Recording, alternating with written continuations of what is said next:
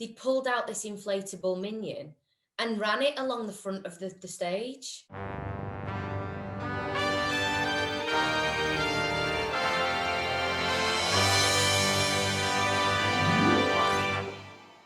Hello, Laura Harrison, and welcome to Theatre Therapy Thursdays here at West End Best Friend. How you doing, mate? I'm all right, mate. How are you?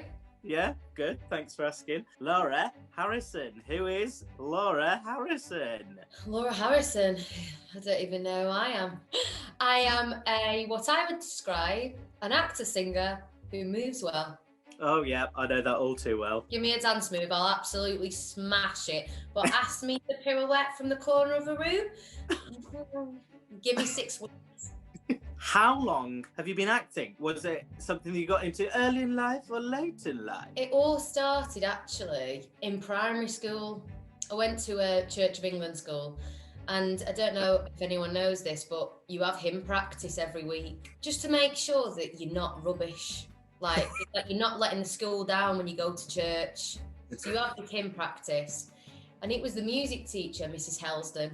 She picked me out and was just like, do you want a solo? I was like, yeah, all right. And sang, I can't remember the song. I remember singing the verse. Thank you, Jesus, for the many ways you lead or feed us. But I don't remember the song. And it all started from there. And then I was involved in like the Christmas plays and stuff. And I ended up doing amateur dramatic Cody's, which still goes now. Love it. I think it was Cody's because we did like full-scale professional musicals. Like we did Les Mis and we had a Revolve. I mean, I was 14 years old. Not been a Revolve since. It was just from there, it all kind of escalated. And then I went to college, and then, well, at high school, I actually wanted to be a drama teacher because I loved my drama teacher that much. And then it was towards the end of high school where I was like, hold on a minute, I actually like this. I can do this at college. So I thought, I'll do it at college as well. I did music and drama and performing arts at college. And then I think from there, it was difficult because the people that were above us in the performing arts world and above us in Cody's never went on to do this. There was no people above us to look at and go, oh, well, they went there, or well, they auditioned here, or I'll get advice from that one. There was no one. For me, once I got to Priestley College and I was in I remember Sarah, who was the course leader, saying to me, okay, so I think you should audition for this place in London, this place in London, this place in London. And I'm going, what? I'm not moving to London. And I was just like, I don't know anyone that's gone to London. I mean, I go to London every other week now. It's not even a thing.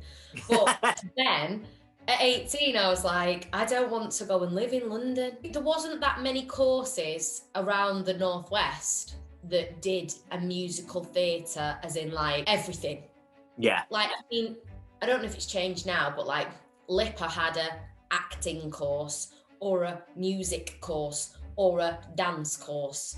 Yeah. And the same, it was like those places that did acting, but I wanted to sing without sounding like a cliche. I was just like, I don't just want to act, I want to sing as well, and maybe occasionally move. Do you know what I mean?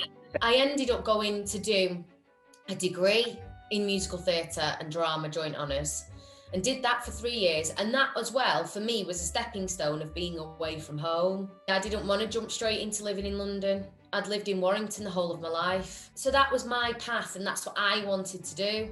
And sometimes I've been a bit funny saying that to people, especially my younger self, because I feel like there's this like hierarchical, say the word? Yeah, hierarchical. There we go, right?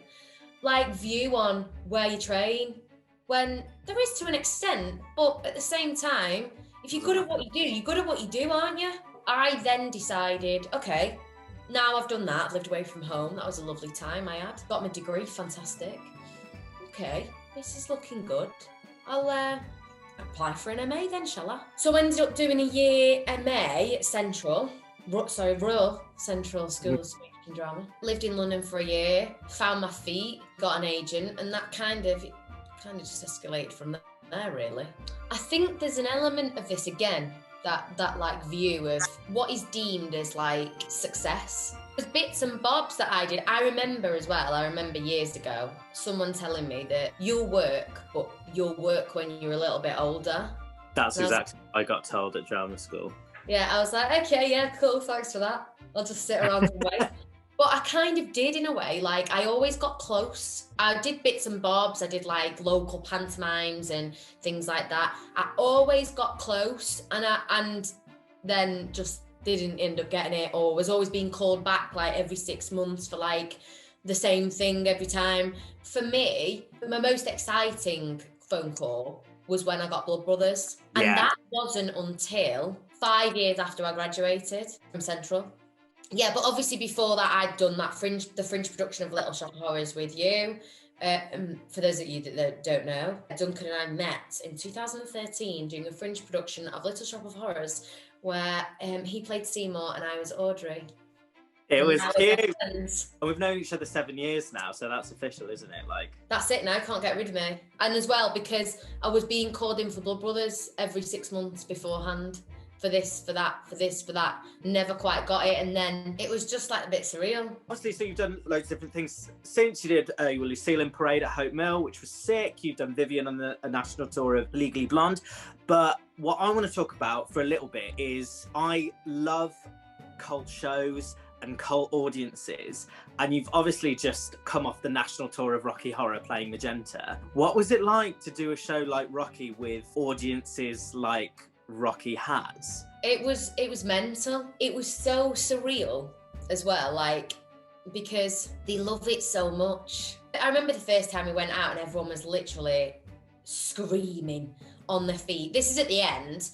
And obviously, like, being in Blood Brothers as well, because they call Blood Brothers the standing ovation musical. So every night in Blood Brothers, everyone would stand up. If there was like that rare occasion where no one stood up, we'd come off stage and we'd be like, but it's the same with Rocky. The minute the like finale started, everybody, I mean, probably before a lot of the time as well, they were just on the feet. And what was it like with like the shout outs and everything like that? I'm going to say this now, controversial. I've never seen it live, never been to theatre to see it live. So for me, it was like, you know, they do these shout outs. And I was kind of like, well, yeah, because I've watched it on YouTube before. So I know the kind of shout outs they get. But like, I remember being in one of the scenes and the director, Chris Luscombe, and the rest of the team that was sat there said, right, okay, so we're going to do this run through now and we're going to do the shout outs. And I can corpse really easily if you like get me, and I find it really funny. They were just sat there so like straight faced, and then a shout out had come and they'd just shout this like profanity. And I just laughed my way through the first run through. Like out and out laughed. Every time Chris shouted something, I just laughed. Because it was just like so crazy. Like, I just remember it. Everyone in the rehearsal room was just like, but it was so much fun. And then once you got used to it, again, you'd come off stage and you'd be like, oh, they didn't shout that one there, but they shouted this new one there. Never heard that one before. And then you've got Christian. Christian's done it for like, I don't know how many years, but a lot of shows. I think it was like on 1,500 shows, was it? Do you know? He's in the Guinness Book of World Records for the longest serving riffraff. Yeah, I mean, he's amazing as well. But we'd always go to him and go, oh, Christian, is that one new? Have they just made that up? And he'd be like, yeah, that's a new one. And we'd be like, yes. He did this thing where just before Touch Me, right? I think I've definitely told you this, so you might remember the line. And Janet sat down and Rocky comes and sits down next to her. And he said something like, something minion. And last year they made up this joke between like some of the fans that regularly come. And when they said minion, they pulled out this inflatable minion and ran it along the front of the stage. Like, it was like about this big. And it was just like, banana. That's what they say, don't they? And then they were just running with it across the front of the stage. Everyone was like,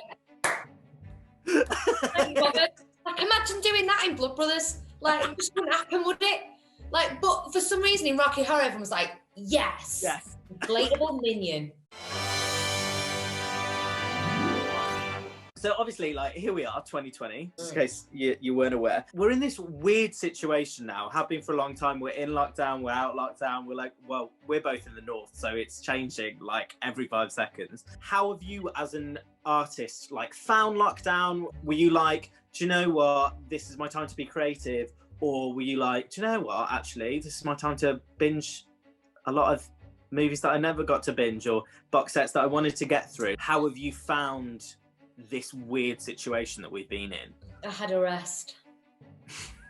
To put it bluntly, I had a rest. For me, the way you look at what my jobs that I've had from Blood Brothers, I was lucky enough to near enough go from job to job, and that I was so lucky to be able to do that with like a couple of months in between jobs, and always on tour. It was, I think, like 4 or 5 years of being on tour. 5 of being on tour. You don't realise like how much it just takes its toll. It's dead hard. Like, and I think when you're doing it, you're just like, oh, this is my life, it's easy. It's Monday to Saturday shows, 2-show day on a Saturday. I'll just drive home. Doesn't matter if it's 4 hours away.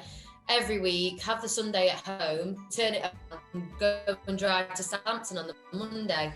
And I think for me, it was, I know so many people have struggled through it, but I just saw it as a chance to just rest and just go. And maybe, like, in a way, that's a bad thing, because like, if you stop going to the gym, your stamina goes. But I mean, I know that I know me.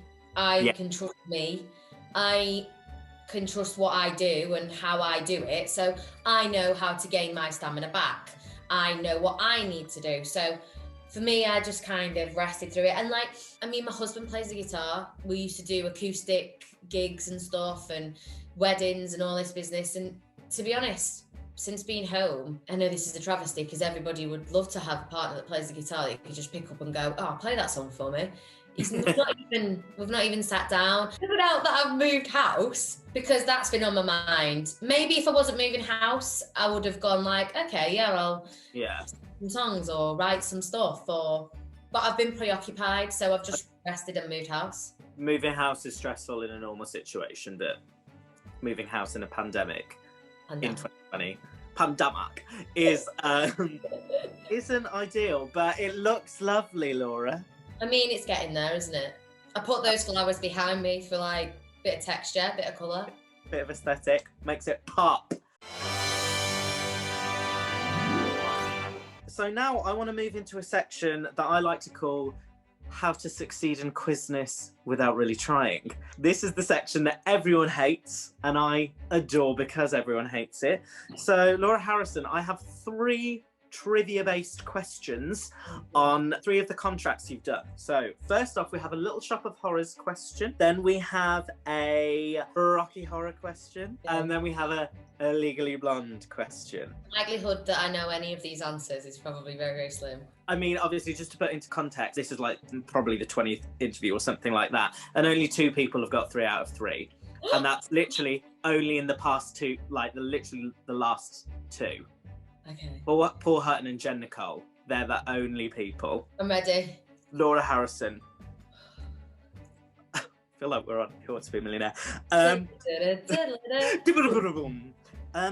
Was the 2003 Broadway production of Little Shop of Horrors the first time Little Shop of Horrors had been on Broadway? Yes or no? No. Yes, it was. It was the first time it had only been on Broadway. It had been off Broadway before that. I mean, that did pop into my head. No excuses, really. I got the answer. I got it wrong, so stop giving yourself excuses. It's wrong. Okay. Hilarious. The unofficial sequel to Rocky Horror show, Shock Treatment, was adapted into a stage show. True or false? I feel like I had this conversation with someone. I'm going to say true. Correct! In 2015. It was done at the King's Head for the first time in 2015. Yes! Yeah. Okay. Your final question, Legally Blonde. How many times, this isn't number of performances by the way, how many times has Lucy Jones played Elle Woods professionally? Oh, twice. Correct! Oh, yes! crushed it. 2 out of 3 ain't bad, mate. Well done. That's what they say. Right, so this is, of course, Theatre Therapy Thursdays here at West End Best Friend, because music is therapy, and Yes. I, like everyone, love a good cast recording. So, Laura Harrison, if I threw you upon a desert island and you had to listen to one musical theatre cast recording / soundtrack for the rest of your days, what would it be and why? Can I talk my way through this question? Oh, please. I love it. I love it when people talk. I really, really became, not so much anymore, obsessed with Bridges of Madison County. Oh, And I really want to play Francesca in life. you'd crush that. P.S. P.S. Everyone watching. P.S. I mean, if there's any producers watching, just note that down. Okay. And I really love it because I love the story. I love the relationships. I love the music of it. And obviously because you find, and I know everyone does it, like especially when you see yourself playing a part, you listen to it a little bit more, don't you? And Kelly O'Hara is just like, absolutely stunning. So I'd like to put that on the table. Okay. But I'd also like to put on the table Oklahoma, because I absolutely love Oklahoma. And I think it's down to the fact that I did it when in Amdram when I was like, again, 14. I don't know the actual age. I played Ada Annie and I just love it. I just love old school musicals. They're so good. Oklahoma is just, I just love it. I don't really know. You have to pick one. I always think about it logistically. It's like, what has enough variation for me to be able to listen to for the rest of my life? Bridge of Madison County is a little bit sad, isn't it? Because they love each other, but they don't actually end up together. I'm gonna have to go with Oklahoma then, because there's comedy, there's love, there's a dream ballet. Do you know? Oh my god! Do you know what I mean? That's where I practice my pirouettes. God bless the days of 14-minute long dream ballets. Laura, my next question is the question that everyone finds particularly hard, and it is hard, so it does. If you had to pick one song that to you epitomises / is the perfect example of musical theatre as a genre, what would it be? Anything that Jeremy Jordan sings, to be honest. Oh, I tell you what I do love. I'm putting this on the table. I'm going to talk my way through this. Maria from West Side Story. What a song. If I was a boy, I'd want to play Tony immediately. What a song. I always try and get people to sing that for me, like at me. Like, sing Maria? Great. Do you want to sing it for me now? Thank you. But I will say, I mean, don't kill me, every fan of West End Best Friend. But I don't listen in my spare time to that many musicals. Like, a lot of people do. So I find this very difficult. And also, I say growing up, during my time, I'd always get a musical CD. This is just a backstory to my answer. I'd always get a musical CD and flick through a lot of it and find the female solos and go, can I sing that? Great, that's going in the bank. Can I sing that? Great. Next CD. Like, so I'm going to struggle with this. But I will say that the obvious cliche answer is One Day More, because it's just makes you go, what that? So me. When I did that years ago, I've never done it professionally. I'd like to. Yeah. P.S.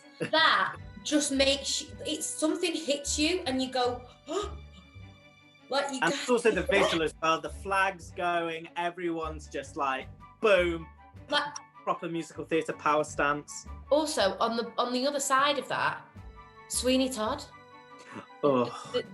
The song, the title song from Sweeney Todd. The ballad. Yes, I love Sweeney Todd.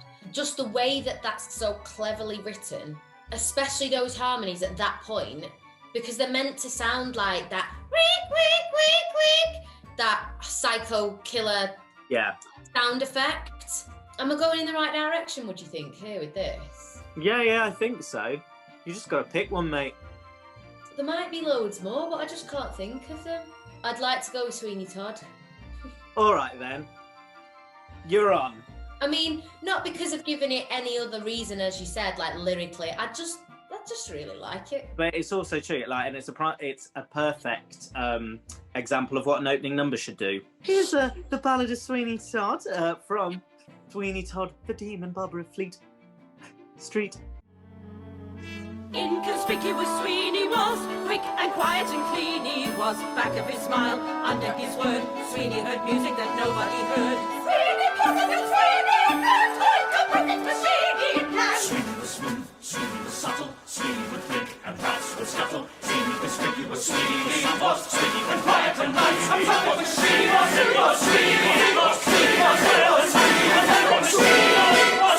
Sweeney was, Attend the tale of Sweeney Todd. Attend the tale of Sweeney Todd.